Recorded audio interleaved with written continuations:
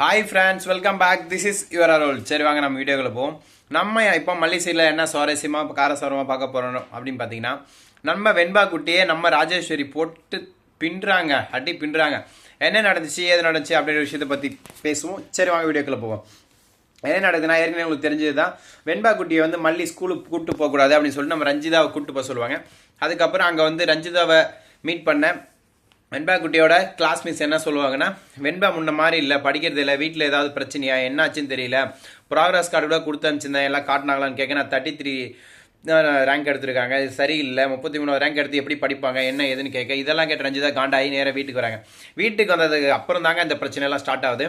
நேராக போயிட்டு ராஜிக்கிட்ட, ராஜிமா உங்களுக்கு ஒரு விஷயம் தெரியுமா, வெண்பா வர வர பொய்யெல்லாம் சொல்ல ஆரம்பிச்சிட்டா அப்படின்னு சொல்ல, அப்படி என்ன பொய் சொல்லிட்டா, என்ன நடந்துச்சுன்னு கேட்க, அதுக்கு நம்ம ராஜேஸ்வரி கிட்ட நம்ம ரஞ்சிதா என்ன சொல்கிறாங்க கேட்டிங்கன்னா, ரேங்க் கார்டு கொடுத்து 1 வாரம் ஆயிடுச்சு, ஆனால் நம்மக்கிட்ட இவன் சொல்லவே இல்லை, மல்லிகிட்ட சொல்லியிருக்கா போல், அவளும் சொல்லவே இல்லை, இவன் 33 ரேங்க் எடுத்திருக்கா, இப்படி படித்தா எங்கே உருப்புடுறது என்னன்னு கேட்க, உடனே செம்ம காண்டா வராங்க நம்மளோட ராஜேஸ்வரி காண்டாயிட்டு என்ன பண்ணுறாங்கன்னா, இனிமேல் இந்த மாதிரி பண்ணுவியா, ஒழுங்கா மல்லிகூட சேர மாட்டேன்னு சொல்லு அப்படின்னு கேட்க, முடியாது, நான் மல்லிகூட தான் சேருவேன் சொல்ல, இதெல்லாம் காண்டான நம்மளோட ராஜேஸ்வரி அங்கே டேபிள் மேலேருந்து ஒரு பூச்சட்டி இதை வைக்கிறோங்க இல்லைங்க, நாங்கள் அது பேர் அழகுக்காக தொட்டி வைப்போம்ல, அது பேர் கூடங்க, சரி மறந்துச்சு விடுங்க, தொட்டி, அதை தூக்கி கீழே போட்டு பட்டாவான்னு உடைக்கிறாங்க. அப்படியே வெண்பா குட்டி அதிர்றாங்க, ஐயோ அப்படின்னு சொல்லிட்டு.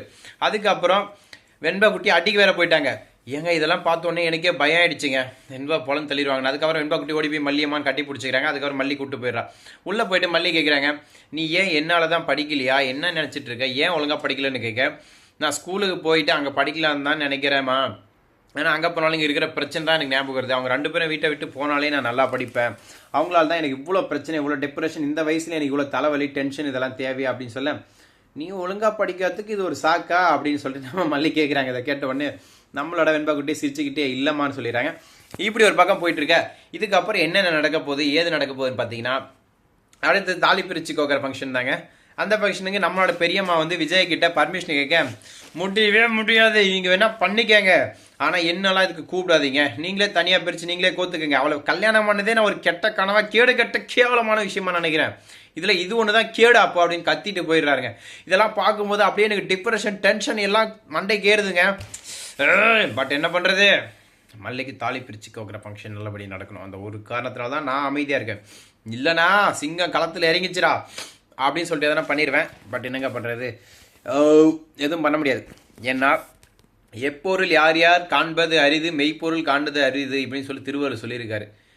புரியல, எப்பொருள் யார் யார் வாக்கேற்பினும் அப்பொருள் மெய்ப்பொருள் காண்பது அரிது அப்படின்னு திருவள்ளுவர் சொல்லிட்டு போயிட்டாங்க. அதனால் எந்த விஷயத்தையும் நம்ம எதிர்பார்க்கணும் நம்மளால செய்ய முடியாதுங்க. நடக்கிறது நல்லதோ கெட்டதோ நடக்கிறபடி நடக்கட்டும், நடந்ததுக்கப்புறம் நம்ம பார்த்துக்கலாம் அப்படின்னு சொல்லிட்டு ஒரு முடிவுக்கு வந்துட்டேன். ஸோ நண்பர்களே, மல்லியோட தாலி பிரிச்சு கோக்கிற ஃபங்க்ஷனில் உங்களை எல்லாரும் சந்திக்கிறேன். அது வரைக்கும் உங்களிடம் விடப்படுவது welcome back, tata see you, bye. Subscribe like பண்ணுங்கள். அப்புறம் ஏன்டா தேவையில்லாம வளர்னேன் சும்மாங்க, பாய்.